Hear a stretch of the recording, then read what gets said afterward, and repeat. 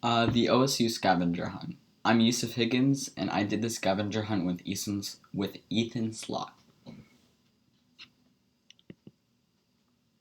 So to start us off, here's some photos of us in the various locations. So we first started off at the Ohio Union. So a couple days prior to starting the scavenger hunt, we went to the Ohio State Union to go get our Buck IDs. The Buck ID is one of the most important documents at OSU. Not only does it certify that you're enrolled in classes on campus, but it can act as a debit card. This is the first step in a Metro student's transition to becoming an Ohio State University student. Thompson Library. Our first stop on the hunt was Thompson Library, situated at the end of the oval.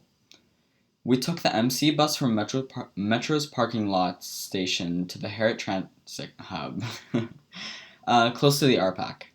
Then we walked along John Herrick Drive, taking a left at Neal Avenue. The Thompson Library is very important to all students, including those in growth and energy. It's not only a great place to get some work done quietly, but it also has bountiful information on virtually every subject imaginable. The Dennis Learning Center. Next up, we headed across campus to Younkins Hall Dennis Learning Center. This one was simple to get to, and we just took Neal Avenue all the way to our destination. The Dennis Learning Center exists to help students become better at, being students. They offer classes in study skills, time management, and note-taking, among others, which are helpful to high school students facing the burden of college classes. After Younkins Hall, we made our way back along Neal Avenue towards the RPAC. The RPAC is great, if somewhat expensive, location to one's betterment of physical health. It also has a large O-shaped array of solar panels situated on its roof. Solar energy is one of our major focuses in growth and energy as a huge part of planning for the future for one that is sustainable. Howlett Hall. From the RPAC, we headed straight across the river down Coffee Road to Ag Campus.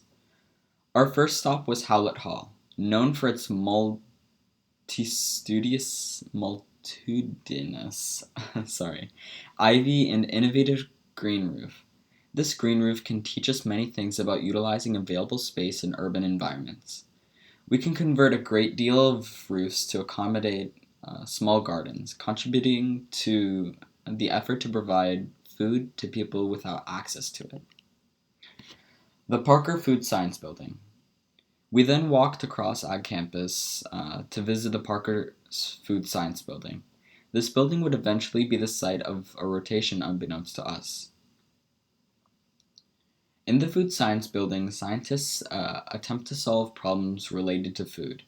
More specifically, for our purposes, these scientists are researching solutions to make food more accessible and easy to produce. This will help society eliminate hunger in the world, albeit gradually. Chadwick Arboretum and Learning Gardens. From the Parker Food Science Building, we crossed Woody Hayes Drive and followed Fife Road to the Chadwick Arboretum and Learning Gardens, my mistake. The Chadwick exists to educate students about various plants in nature and their ecological importance. As growth and energy students, we must learn about the environment in order to better protect it. The Ohio State University Bookstore. From Chadwick, we walked across the river to the University Bookstore. At the bookstore, students can rent or purchase books that are necessary for their classes at OSU. As growth and energy students, our OSU classes are very important to our success as students, making the right textbooks crucial. Hitchcock Hall, 131. A quick walk down Neal Avenue brought us to the Hitchcock Hall, the location for our lectures for the rest of the semester. Here we would soon be taking environmental science, ENR 2100. Apart from being our first college class, it was one that would be very important in our future sustainability projects. The whole focus of the class is to study our impact and interactions with the environment. the Science and Engineering Library. Finally, we headed up Neal Avenue from Hitchcock Hall to the Science and Engineering Library, which featured several pieces from the renowned sculptor Dale Chihuly.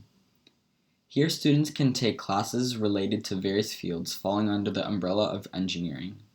More importantly, it houses specific information about these subjects. So now I'm going to be showing the various plants that we had to find as a part of our scavenger hunt. First, starting off with flowers. So here we have the black-eyed Susan flower. Then we have the hardy begonia flower. Then we have the heucheria flower. And lastly, we have the astilbe flower. Here's the broadleaf sage flower, the hardy geranium, the buttercup, and the oxy daisy. And lastly, we have the blue lupine and the rosenweed. So here are some weeds that we found on campus. Here's the red clover, the white clover, the English plantain, the ragweed, the ragweed, my mistake, sorry. Here we have the knotweed, the dandelion, sourgrass, and cressleaf groundsel. Lastly, we have the Virginia creeper and the Johnson grassweed. So here are some Ohio native plants that are native to Ohio. Here's the toad trillium plant, the woodland stonecrop, the whitewood aster, the Tsuga canadensis, and the lily of the valley. Here we have two edible plants, the lady fern and the white fringe tree. And lastly, we have one invasive plant, the yellow archangel. Alrighty, well, thank you for watching my presentation, and I hope you enjoyed it. Thank you.